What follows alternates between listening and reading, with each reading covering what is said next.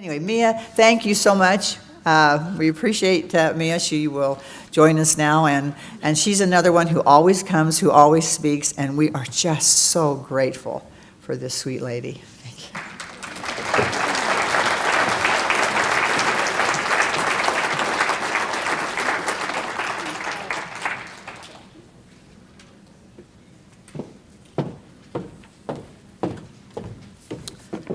Well, good morning.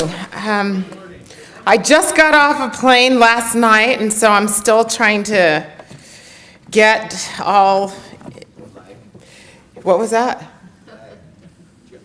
Jet lag and all sorts of, it's been busy in Washington. Very busy. You know, I thought about what I wanted to speak to you about today, and there's so much that we can talk about, but coming home from Washington, I just kept thinking how the irony is so incredibly thick in DC. It's really quite surprising. Let me start off by telling you how it started, just by talking about maybe 2 or 3 different key items, and just talk to you about where I think we need to go. On September 18th, 2015, I remember there was a debate on the floor, and it was right after some of the videos came out of infants being taken and how they were being taken and how tissue was being taken from these infants in such a violent, vicious way. And I remember I was sitting in my desk, and I remember a man from Massachusetts got up, and he starts ranting and raving, out of control, saying, this attack against Planned Parenthood is nothing but a ploy by the caucus of angry white men. Well, I wasn't asked to speak. I wasn't planning on speaking, but I threw on my shoes, threw on my jacket, and I ran down to the floor. By the time they got to the floor, the debate had just finished up, but I felt like I needed to say something anyway. I got on, and I sent a video to everyone that could possibly look at it and understand it, and I said, I don't know, I explained what had happened on the floor, and I said, I don't know if you've noticed, but I'm not angry, I'm not white, and I'm not a male. What I am is incredibly disappointed that someone in our house would advocate for the death of a child. That it is our responsibility to fight for life, liberty, and the pursuit of happiness, first and foremost life, and how incredibly disappointed I am. Now, I don't want you guys to be offended by that comment. I know I'm coming to a room that wouldn't be offended by that comment. But here's why I said it. It wasn't because of gender, it wasn't because of race, it's because I have an absolute intolerance for stupid people making stupid comments like that.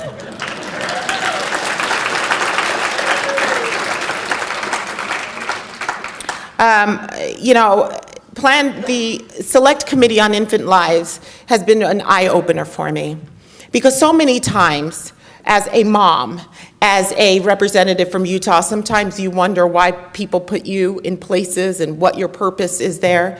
I remember sitting on the Select panel and looking around me, and all of my colleagues were nurses, physicians, and attorney. And I said, I'm not a nurse, I'm not a physician, I'm not an attorney. Why would they put me on this panel? I'm a freshman. It was the first time a freshman had ever been chosen for a Select panel.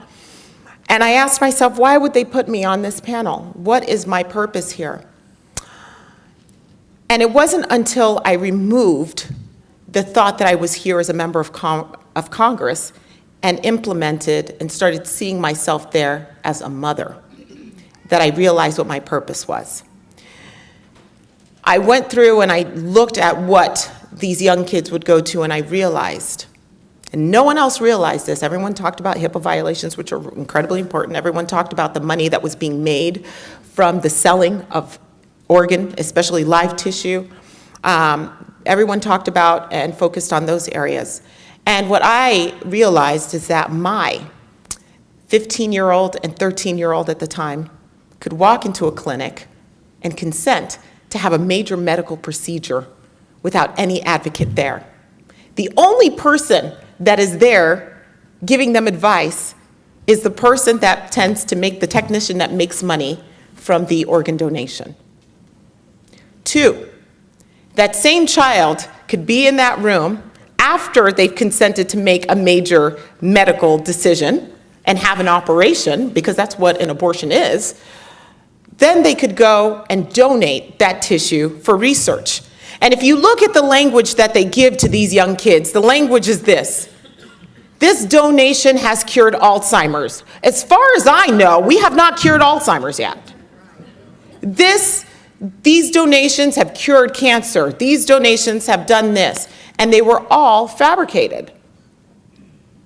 Then I started thinking, federal law prohibits these same children from getting behind a wheel of a vehicle, from enlisting, from getting married, from smoking, from even signing up for a gym membership without their parents' involvement or going on a field trip. Yet, the irony is thick, right? The federal government allows for these kids to be able to go in and donate another being's tissue and allow themselves to be part of a medical major procedure. So, of course, that's what I focused on.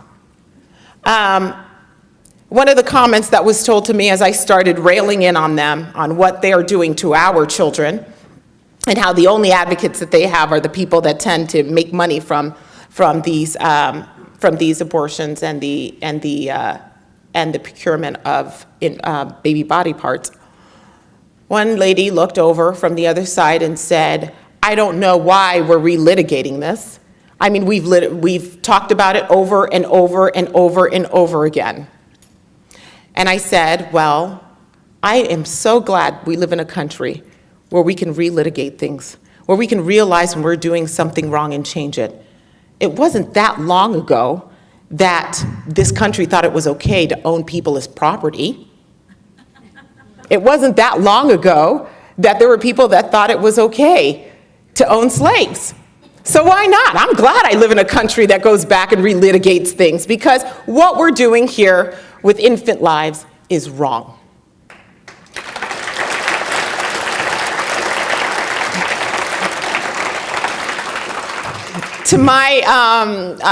It made me feel a little happy that there were a lot of gasps and a lot of people that were just appalled that I would say that. But, here's the thing.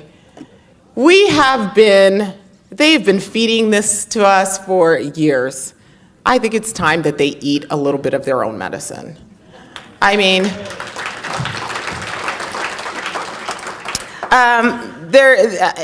we can go into organ donation and different things like that. I just wanted to touch briefly upon the fact that organ donation is a beautiful thing.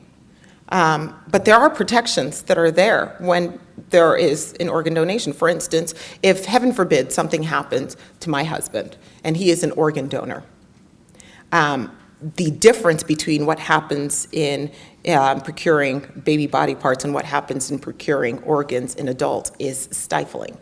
So one, the person who is donating the organ cannot have contact with the person that is receiving the organ unless there are arrangements that are made later. 2, the person that is procuring the organs cannot have contact with the organ donor. 3, there are all sorts of HIPAA violations that do not allow information. For instance, if a child is going in for an abortion, they can look at how long they've been pregnant, and if it's after 17 weeks, that's a great time for them to do that, because they don't give the infant the drug that they need in order to kill the infant. They can actually extract the body live and get live tissue. I'm being completely open with you with the atrocities of what's going on in our country. 4, I have an advocate. Anyone who would be in a room, the family has an advocate, a third party not associated with the doctor, the procurement, or the hospital that's receiving the organs, to tell them exactly what their options are. That person does not gain any money from doing that. It's not a technician that gets to sell the body parts, but it's an advocate. So the difference is incredibly stifling. And we have to make sure that we do not let this just slide. And I am so grateful that we have a president-elect that takes this very seriously and is going to be helping us with the fight for life. So I'm really excited about that. I wanted to bring up one more thing, because since we're talking about irony, I don't want to take too much time. We can talk about the Affordable Care Act, which is nothing but affordable, and how excited I am to stay up all hours of the night to get that thing repealed. I can't tell you how giddy I am. So I'll take all the jet lag, I'll take all of it if we can just get rid of it, finally.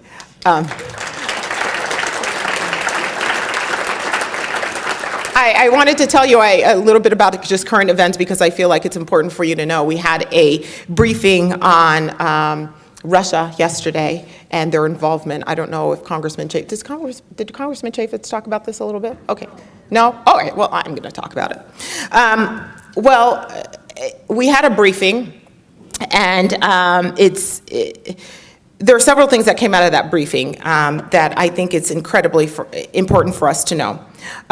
First of all, members were getting up and they were so upset about the fact that Russia would be able to, what they believe, influence our elections.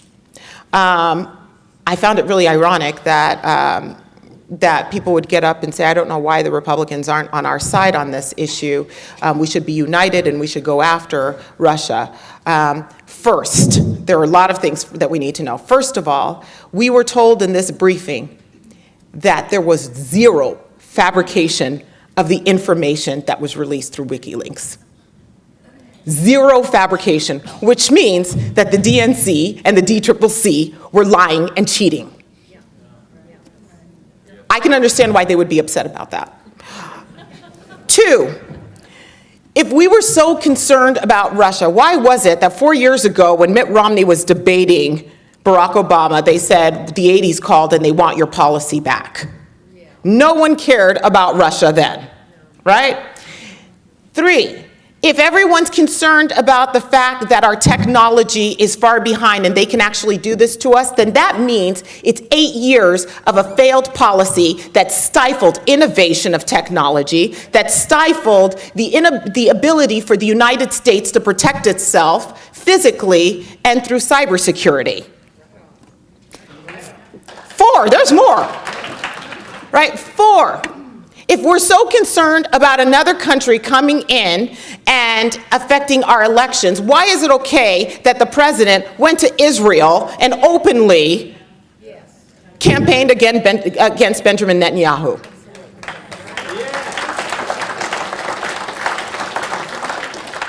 It goes on and on and on. So the funny thing is, the things that they're upset about is that their lies were exposed. 2, they're upset about the fact that people found out about it. And last but not least, the only people that affected this campaign were the people that were directly involved in lying about this campaign and cheating.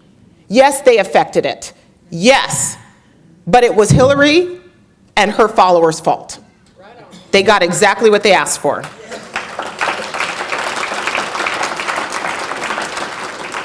Look, there's a lot of work that has to be done. I can't tell you that it's easy all the time.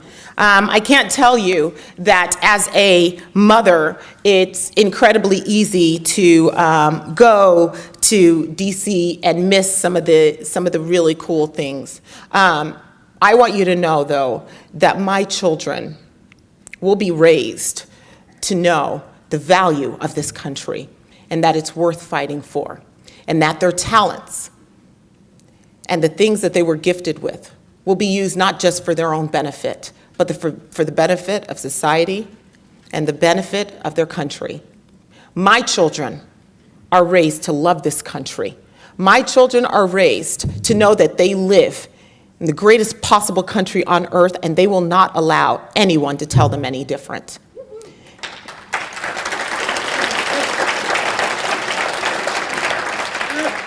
I want to just give a special thanks to people like David Kyle, to Gail Rosika, to all of my friends in this room who have been able to text me. And yes, Gail is one of those texts that you pay attention to and you listen to, because she I just want to say in front of everyone, she has not been the person that hinders me from anything. As a matter of fact, she helps empower me. She gives me information and says, this is how we feel about it, and says, Mia, I know you can do a good job. Go fight for us. You know, that's a great place to be in, because there are a lot of people that will say a lot of things about Gail that aren't true. They'll say that she's an obstructionist. They'll say that she does all of these things, but I'm telling you, I have felt nothing but a friendship and a partnership with her. I am absolutely grateful, and you make me a better member of Congress, so thank you so much.